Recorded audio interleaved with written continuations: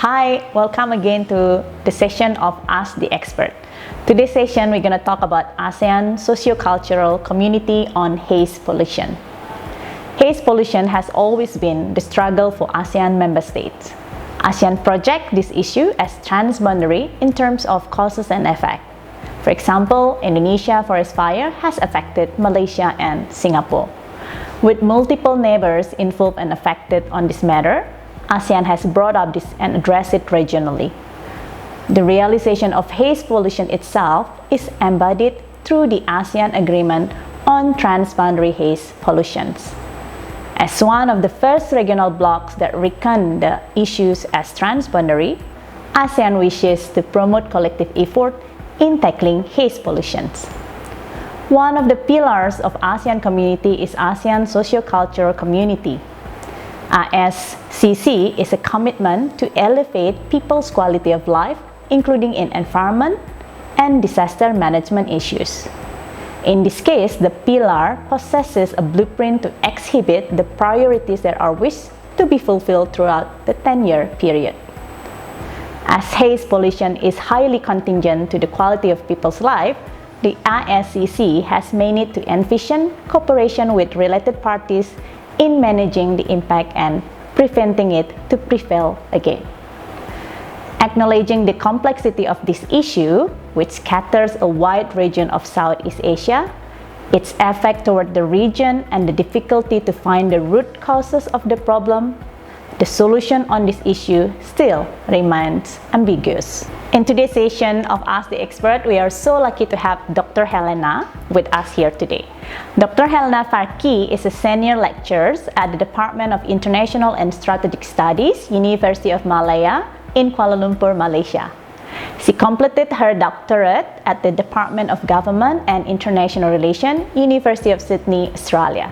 Her interest in the field has evolved to a focus on transboundary pollution in Southeast Asia, particularly pertaining to the role of patronage in agribusiness, especially the oil palm industry, and its link to forest fire and haze in the region. Her work is featured in various influencing publications such as Routledge Handbook on Contemporary Malaysia, The Wall Street Journal, Economist, The Financial Times, Channel News Asia, and The Straits Times Singapore. So let's ask her opinion about the transboundary issues in ASEAN. Hi Helena, thank you so much for joining us on our session Ask the Expert today. Thank you for having me. So what we're gonna do, we're gonna ask you several questions related to the ASEAN, especially the ASEAN Blueprint on Socio and Cultural Community, especially focusing on transboundary issues. So Helena, I think we need to clear up some conceptual understanding. Yeah, what does it mean when we are talking about transboundary issue and how they can be a political issue in a sense? Yeah, thank you. So my main area of research is transboundary haze, and this is a really good example of a transboundary issue. A lot of times when we talk about transboundary issues, it happens to be environmental because we always say that environment has no borders. The water, the air is borderless. However, the problem comes when there comes to the management of these issues. So obviously the management of this will be confined to borders, will be confined to politics, to nations. So for transboundary haze, for example, even though haze is borderless, the smoke that travels across borders, they go all across the region. However, when it comes to the management, we have to think about the politics of it, the international relations aspect, and also the management of this over different jurisdictions. So this is when transboundary issues becomes political and when we have to think about it in regional manners, which I think is what you are mostly interested about today. So in a layman perspective, can we argue transboundary issue is simply an issue that goes beyond one boundaries of a state? Yeah, so if you want to think about it simply, it is usually originating in state X, for example, or maybe even state X and Y, but it is affecting others. And sometimes it also becomes more complicated when the origins are in a particular state, but if you look back further along the supply chain, for example, you will see all kinds of states being involved. So this is something very interesting that we can discuss today. Exactly, yeah. So we are thinking about enlargement of issue in a sense that affect not only one or two countries but more than one countries, that's why it becomes into a regional issue in a sense. So you were talking about haze pollution, yeah, and I think like me myself an Indonesian and you yourself is actually Malaysian, and I think both country and individually have heard about this issue from such a long time, annually, every year. So why is actually haze such an important transboundary issue, Helena? Yeah, so it's always very interesting when I speak to people like you in Indonesia, because I'm Malaysian, and of course Malaysia, Indonesia, Singapore, we are all very closely tied into this haze problem. So for ASEAN, haze has been a problem for us for a long time. It is a big issue here because haze can affect up to 6 ASEAN countries. It's one of these problems in ASEAN that is almost universal in the sense that it affects almost all ASEAN nations. And even though it originates mostly in Indonesia, and I will also say mostly because there are fires in Malaysia as well, it affects all these countries, and the socio-economic effects are so severe, the health effects are so severe, the environmental effects are so severe.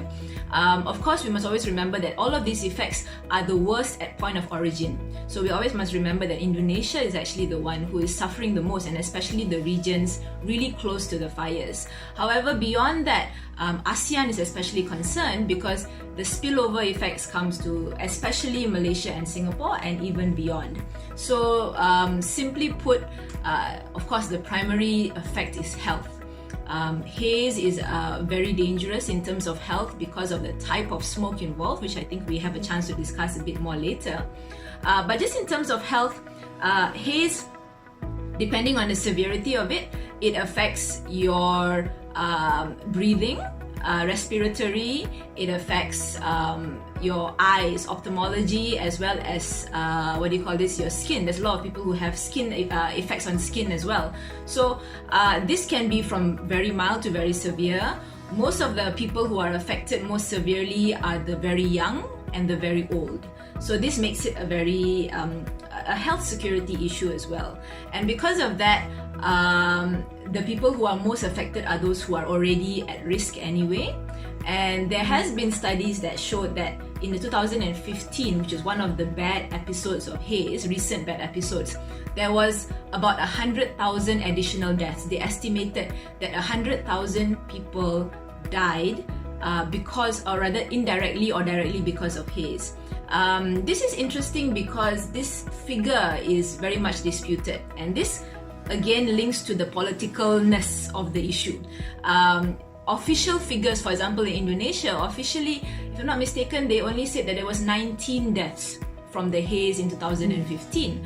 However, scientists have built models to try and figure out a more exact figure, and this could be, one of the studies actually said that it was up to about 90,000 in Indonesia and about another, I think, 5,000 to 6,000 in Malaysia. So as a whole in the region, about 100,000 additional deaths. And this takes into account people who were already sick and then who became more sick during the haze, for example, or those who started to become sick during the haze and then died later. So there's a lot of these gray areas, but as a whole, the meaning is that it definitely has a very severe effect on health. On economy, of course, that's a big effect as well. When there is haze, people can't go to work, or people are forced to stay at home and they're not able to earn.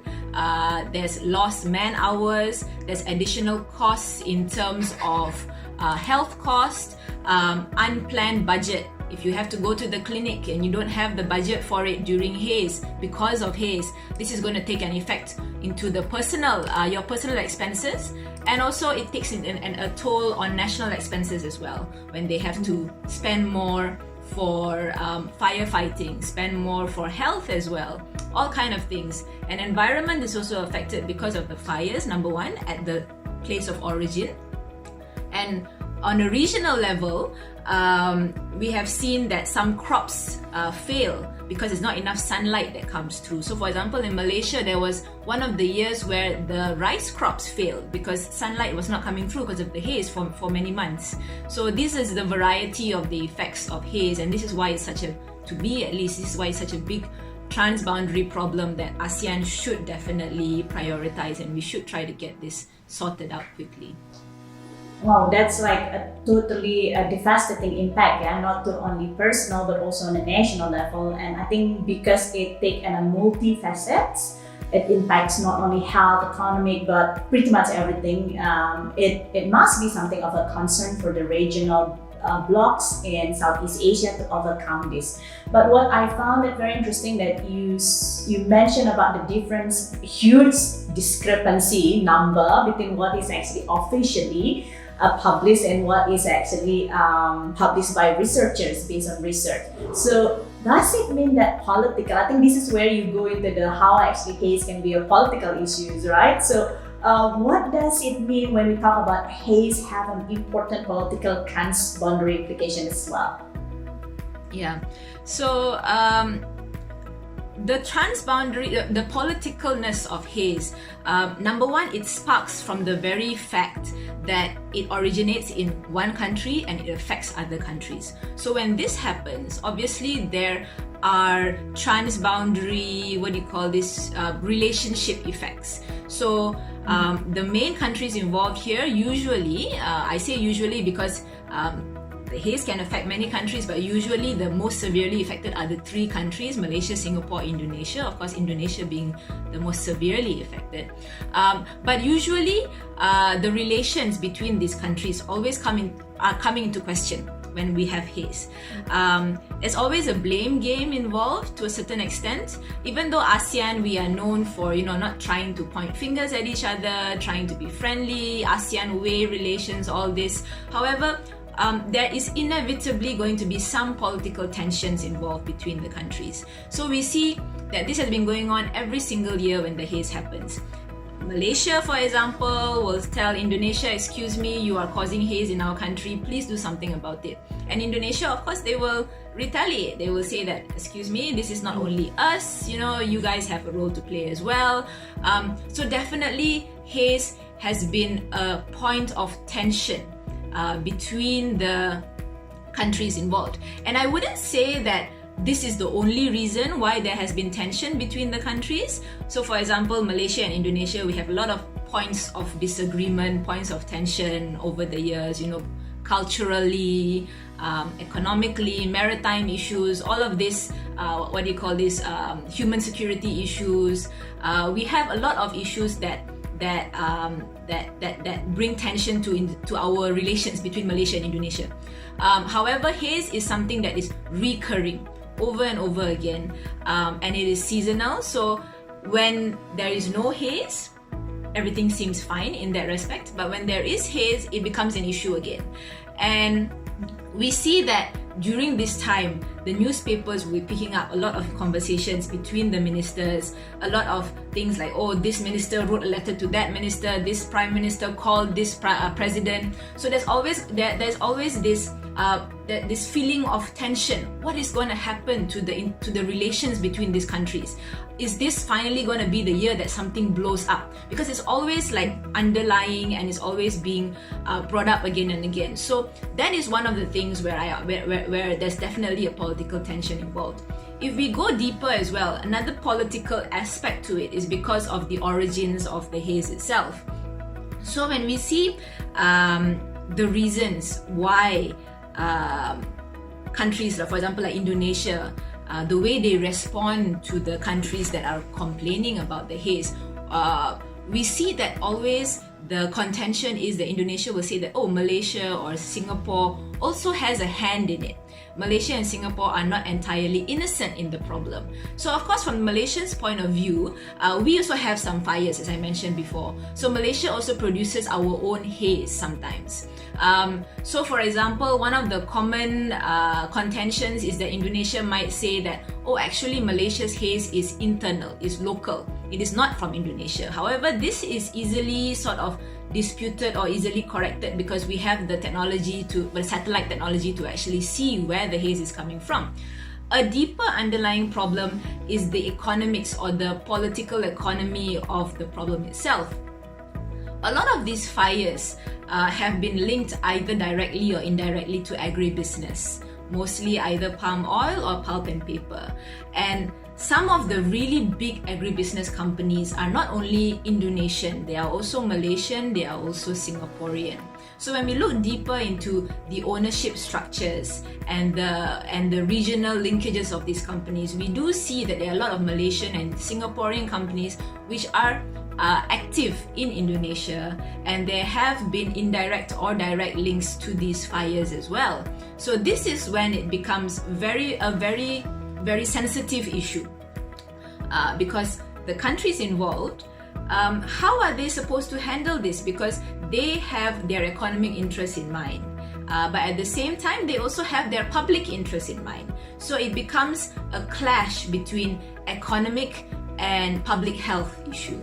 And how do you manage that across borders? And this becomes very sensitive when country A says that country B is doing such things, but then country B says actually you are responsible. So when that happens, that becomes very sensitive, number one, and that becomes sometimes a deadlock, because both countries do not want to take responsibility, both expects the other to take the responsibility, and that doesn't work out well for any party. And at the end, nothing happens, and basically we just wait for the haze to naturally clear itself with rain or with wind.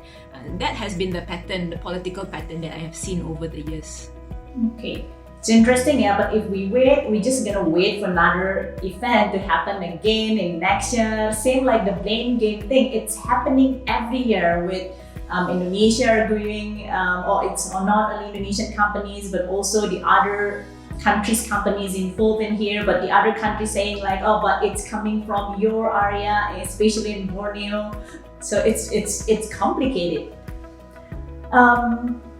So you mentioned about at least there are already three apparent countries. Yeah, set aside that Malaysia and Indonesia, we are putting palm oil as one of our champion products when we talk about international trade. Yeah, but then I'm just gonna go to the higher level, seeing this not only as a problem of bilateral or even trilateral in a sense, but more into the ASEAN level, because there was a time where the haze actually reached into Thailand.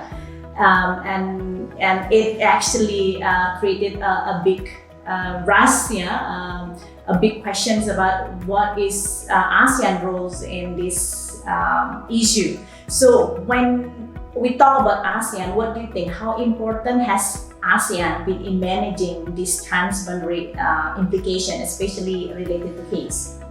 Yeah, so ASEAN has actually played a big role.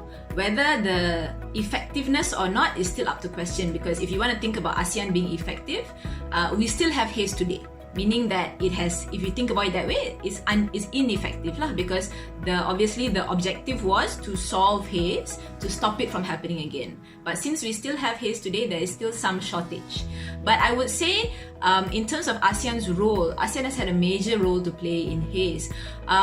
Haze was, if you look back in history, haze was first reported as a transboundary issue back in 1983. This was, I think, before I was born. At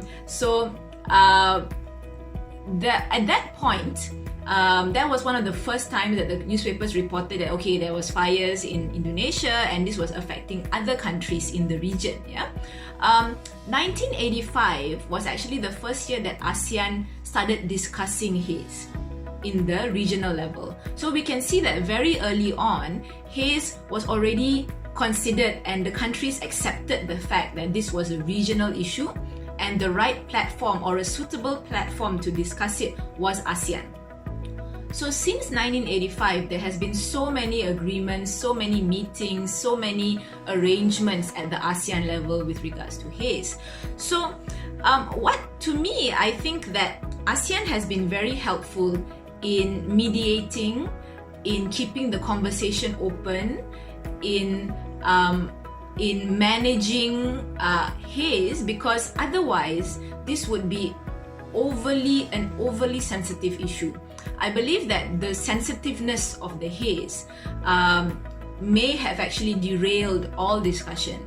And we have seen this in cases like the acid rain in America and Europe. Just because it is too difficult to handle, negotiations may just break down.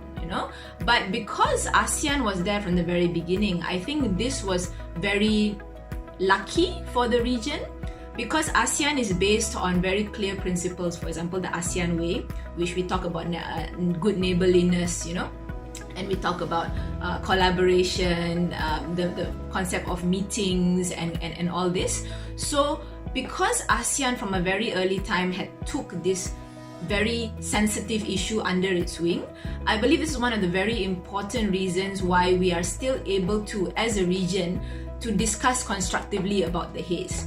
Otherwise, it would just be too sensitive, because it involves, like I said, public health, it involves economy, it involves very important sectors of the economy, like you point out correctly.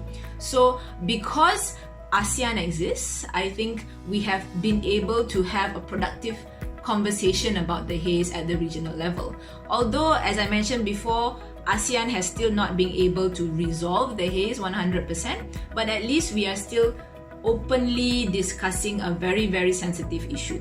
That being said, ASEAN has been responsible for a huge, or rather for basically almost the entire transnational framework for haze. Everything transnational for haze basically has gone through ASEAN. All of our mechanisms, all of our systems to coordinate it is all housed under ASEAN. So this is, I think, the very useful and very important role that ASEAN plays for haze. Okay, I agree totally with that. I mean, if we look for a definitive answer, solve the case of haze, I think ASEAN will, fall short into delivering that to us. But I think because in a conflictual situation, the most important thing to ease the tension is to talk with each other. And I think ASEAN provided that platform actually for countries to talk. And with the ASEAN, we totally agree with that. I think it gives assurance to ASEAN countries, especially in this case Indonesia, Malaysia, and Singapore, to be able to state their disagreement without actually offending each other's, and we definitely don't want to go back to the Cold War era where we actually being not friendly to each other, but we are still in the same region. So I think this is our responsibility. And what I see as well, I think like ASEAN focusing on the solving of the regional problem related to transboundary issues by establishing the ASEAN socio and cultural community, especially on the environmental pillars. So what do you think? How does the haze fit within this ASCC, we call it, or ASCC in English, of the ASEAN community? Yeah. So the concept of these three pillars, it is very interesting, because in the study of IRs, of course, you are also very familiar with, we are increasingly familiar with the concept of intersectionality and the idea that we cannot draw clear lines on any issue.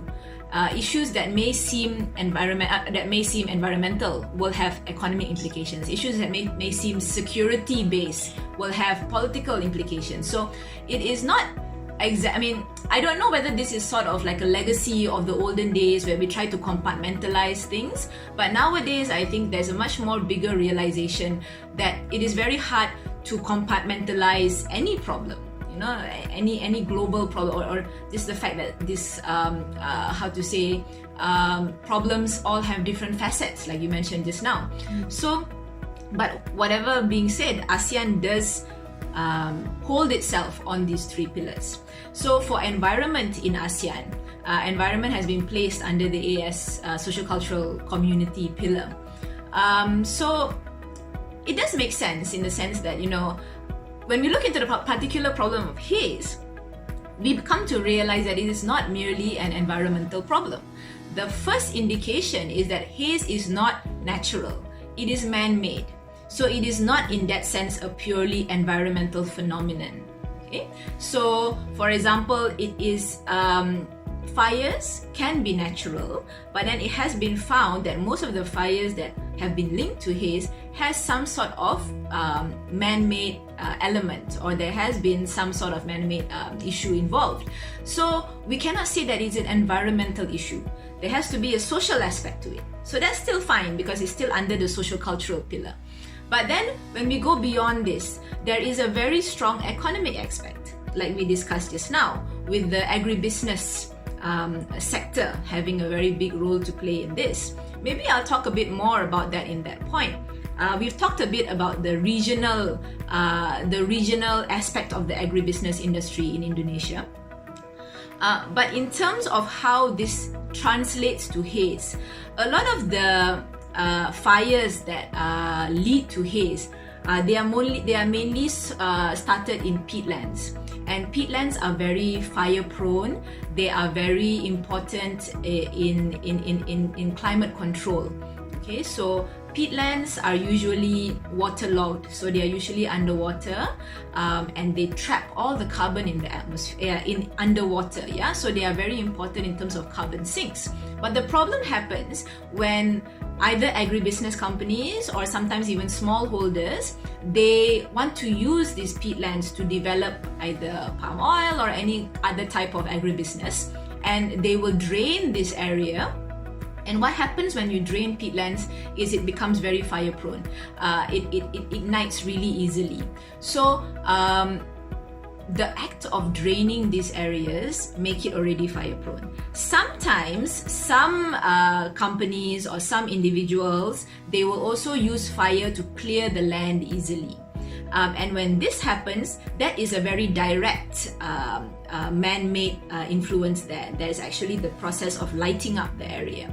But like I said, there's also an indirect factor when the lands are drained, and the situation of it being very dry makes it much more prone to accidental fires. So these two combined, usually this happens when they want to clear the land to start planting. And because of that, it has this sort of combination of environmental element, social element, as well as the economic element there. So that's the combination of all these three pillars. And of course, in terms of security, this is a very big human health security, like I talked about before. So even though the haze is placed under the social cultural community, under the environmental sort of pillar within that community, there actually needs to be the understanding that it is not just a social cultural problem. It's not just an environmental problem. The way that ASEAN works, because they have these separate pillars, it does become a bit difficult for them to coordinate when an economic issue is involved, for example. It's a whole different office, you know. So there needs the challenge for ASEAN, because of this structure, is to ensure that there can be good collaboration between this to solve the issue. So the first thing is to acknowledge that it is not a one pillar problem. So as long as there is this acknowledgement, and as long as there is this ability to collaborate across pillars, which means that not only at the ASEAN level but also at the national level, when they have their meetings, the ASEAN meetings, you know, the economic pillar, the social cultural pillar, as long as there's or rather the important thing is there must be a realization that we have to discuss this cross-pillar problem at these meetings as well, whether it be at the organizational level or at the national level. So that is the challenge, I think, that ASEAN has continued to face since 1985, basically, to acknowledge that this is a bigger problem than just an environmental problem. And part of the issue of acknowledgement is because of the sensitivity of it.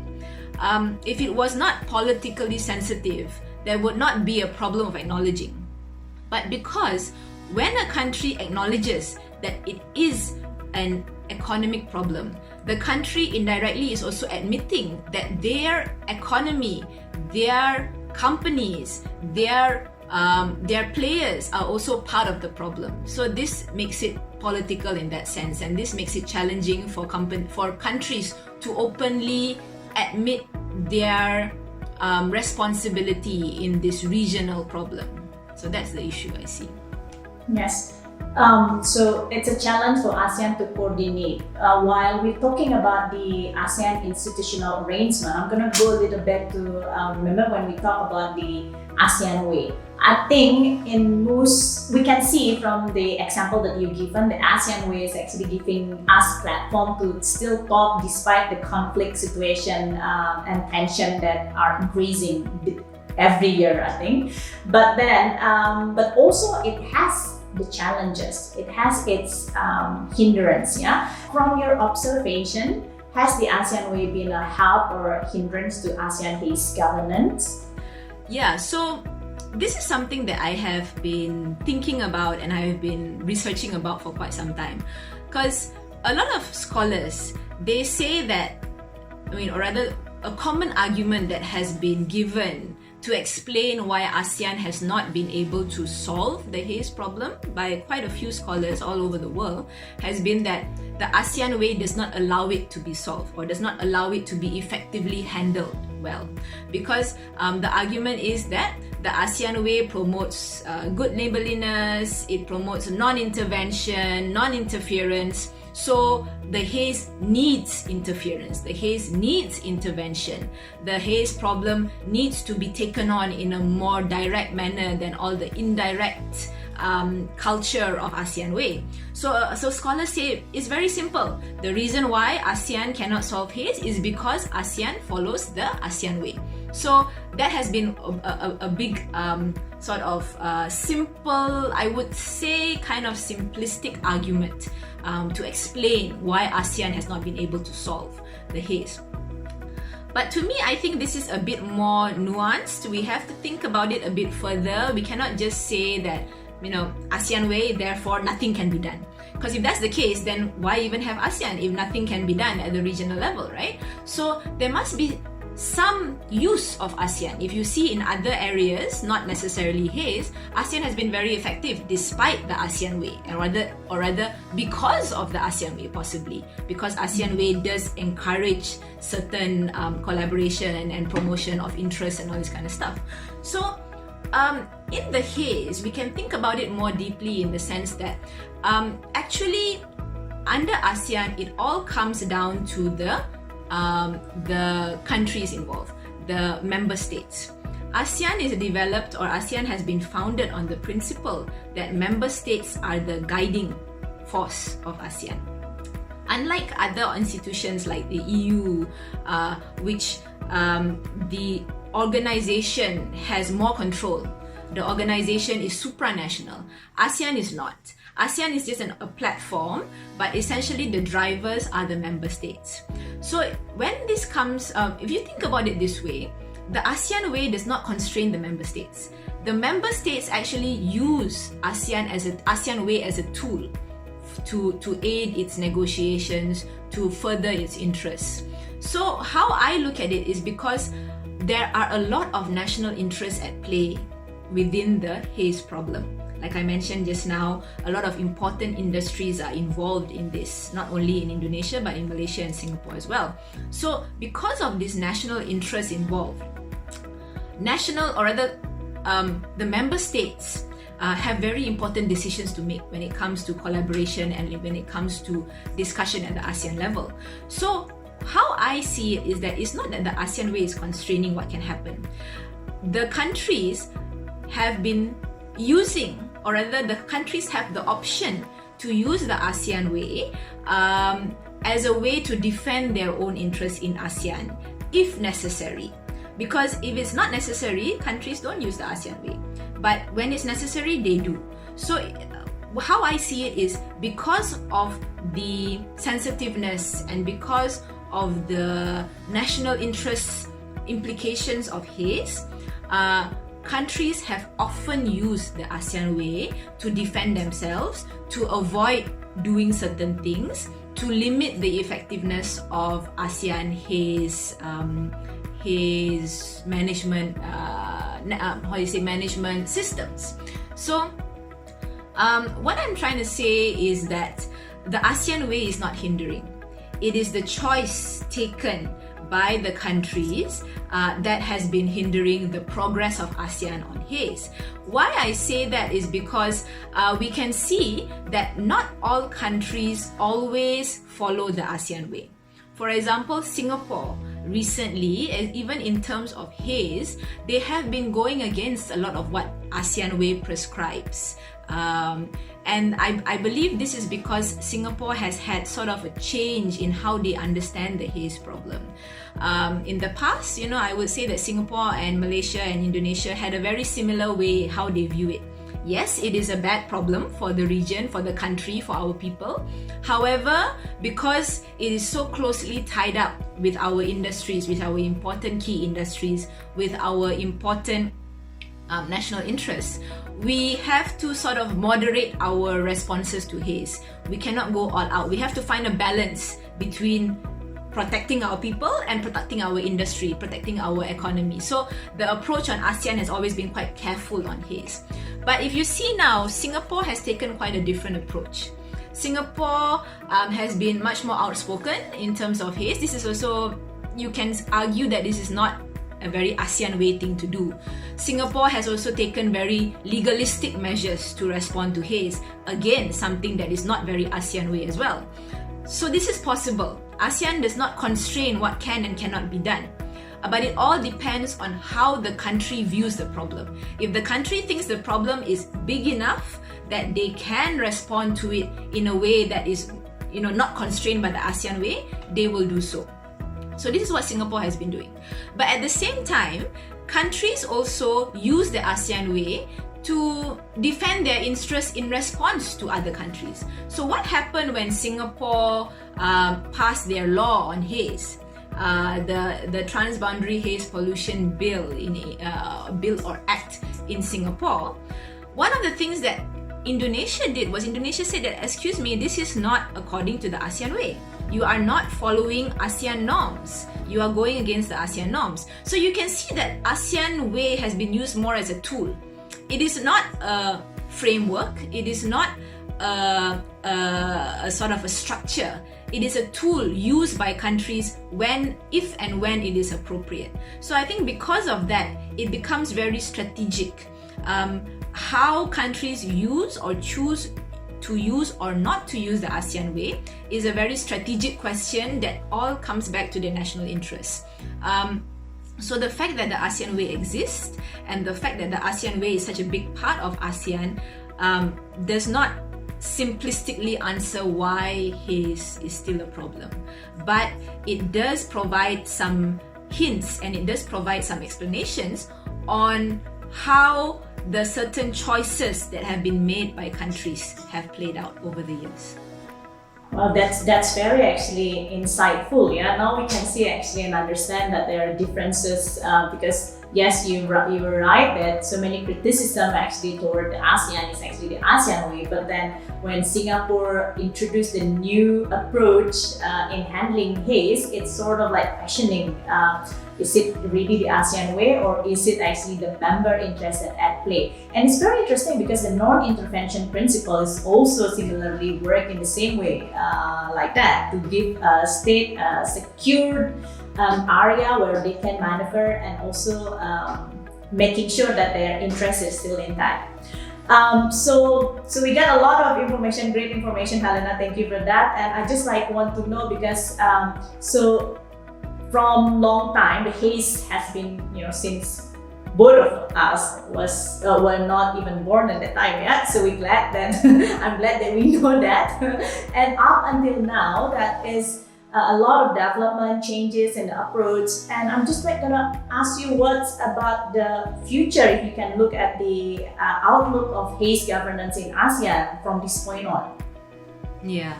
Okay. So actually, not surprisingly, but the Haze has changed over the years. The extent of the problem, it has changed. So one of the key changes that we have seen is that maybe 1 to 2 decades ago, when there was not much of an exposure or understanding at the international and at the media level of Haze, we see that a lot of the problems on Haze were much more direct. there were a lot more big companies directly using fire on Haze because nobody really looked at them, nobody really checked what they were doing. There was not much awareness on this, okay? But we see now with added exposure, with globalization, with all this media exposure, with NGO interest on all of this, one good positive thing that has come out of it is that there has definitely been more pressure on large companies to be more careful. So what I would say is that because of all of this pressure, definitely there has been much more pressure on companies to be more careful in terms of using fire. So I believe that there has been much less incidences of actual burning to clear land. There has been a move to more non-fire based practices. However, one of the things that are still, this is mainly for big companies who are in the public eye, yeah. And of course, we have had the development of certain sustainability mechanisms and all that say you shouldn't use fire. But one of the remaining issues is land use, and I've mentioned this with regards to peatlands before. One of the remaining issues is that peatlands are still being used. This has not, I believe that the focus on this is a bit more complicated because peatland use involves permits, licenses. This may have been given out already a long time ago.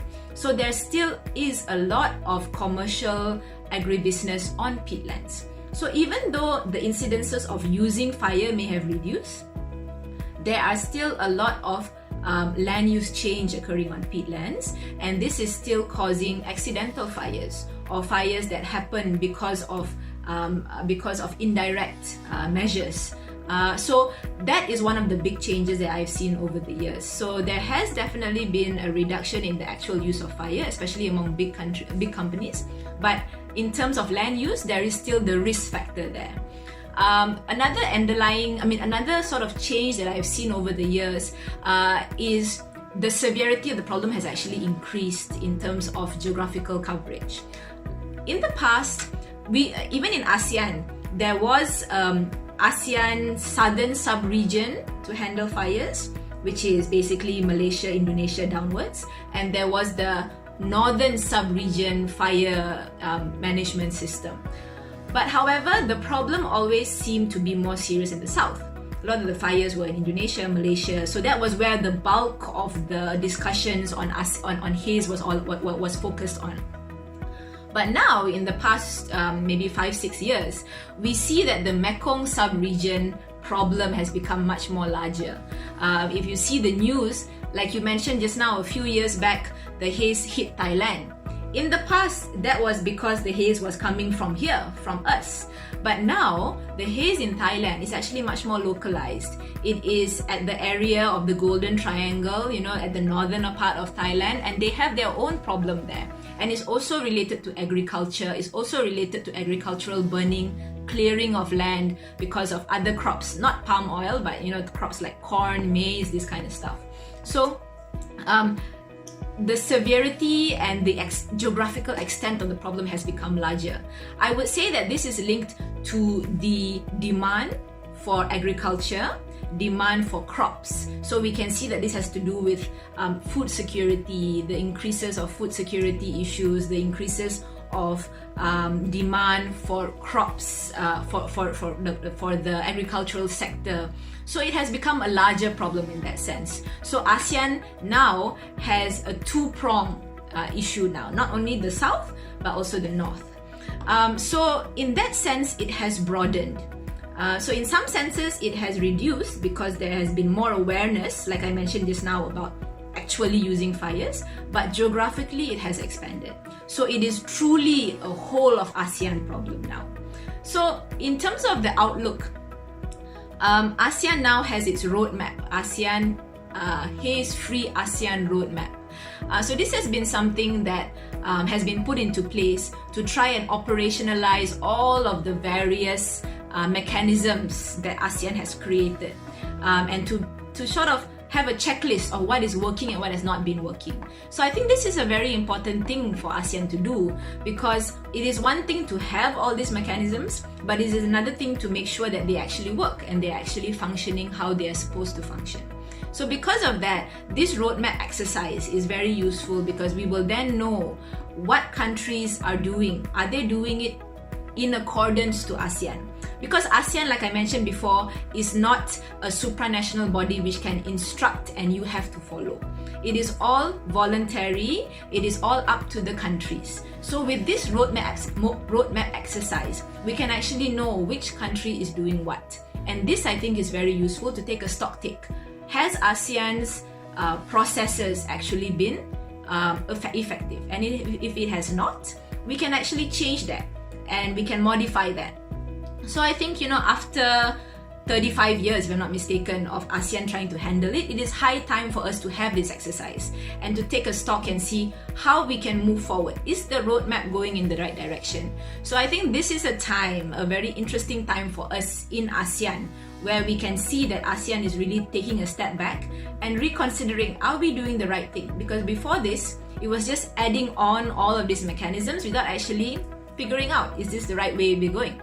Of course, what ASEAN can change is limited due to, like I said, member states' interest and all that, but at least we know what is working, what is not working, and we can take an informed decision. Of course, it depends on the countries involved, to perhaps realize that it's high time to change and to adjust ASEAN's approach. So I think the coming years, we will see interesting developments in terms of how ASEAN engages and how member states engage with each other through ASEAN. I agree with that. I think it's time for us to have a stop on the recurring issues of Haze every year. But before that, because we are from Indonesia and you're from Malaysia, there's a specific issue that I would like to address as well in this session, especially related to Indonesia and Malaysia in terms of haze or pollutions that come off of palm oil. You mentioned previously that when we talk about haze, it could come from two big sources. The first one is the clearing of the land for plantation or agriculture. In this sense, in Indonesia, we will talk about palm plantation, and the second one is actually peatland. And I've heard a saying say, do not ever touch the peatland. The best mitigation is actually never touch it, because when you go to peatland, you never can go back. So as the main palm oil producer in Southeast Asia, what kind of role, challenges, confrontation, and opportunities that Indonesia and Malaysia have here? Can you elaborate more on that? Sure, thank you. So a big challenge with Malaysia and Indonesia being the largest producers of palm oil is because palm oil is very controversial economically and also environmentally. So fires and haze is only one part of the big controversy of palm oil. So palm oil is very interesting for us because obviously in Malaysia and Indonesia, it is a great or a big important engine of growth. And it brings a lot of people out of poverty, it gives a lot of jobs. So there's all of these positive things that come out of palm oil. And that being said, palm oil is also the most efficient crop in the world, basically for vegetable oil. So there's a lot of good things going for palm oil, but at the same time, there's a lot of bad things as well. That's a side effect, and haze and fire is just one of them. So as you rightly said, peatlands, scientists are basically in agreement that peatlands should not be touched. One of the reasons why Malaysia and Indonesia are going into peatlands is because there's so much demand for palm oil. There's not enough land, or rather there's not enough land, but there's not enough available land. So peatlands have sort of fallen into the cracks of the kind of lands that are able to be given out a bit easily, in terms of permits and all that kind of stuff. You cannot, it's much more harder to get pristine forests, for example, because they are protected, so peatlands are sort of in the gray area. So because of that, peatlands have been opened up in a dramatic way in Indonesia, in Malaysia. So this is one of the challenges of us being the major producer of palm oil. How do we moderate this? How do we take advantage of our position, our important position, and our sort of God-given benefit of being able to produce this in a very effective and very efficient manner, while at the same time protecting what God has also given us, which is the environment, the air, the health of your people, So that is the challenge that we have. So there's been a lot of sustainability developments that has happened over the years. For example, we have the RSPO, we have the MSPO, the ISPO. These are all how to say, organizations or programs that are supposed to promote sustainable palm oil. So this is all good. However, a lot of the big companies in Malaysia and Indonesia have subscribed to this MSPO, ISPO, RSPO, and all of this. But the challenge now is transparency. One of the biggest things that Malaysia and Indonesia is still lacking is being transparent about our palm oil problem. So because it is still an international political issue in that sense, because we are the producers and our buyers are elsewhere. So when anyone claims that we are not being environmental, it becomes like an attack on us. So because of that, there is a tendency to be non-transparent about it, to be defensive about it.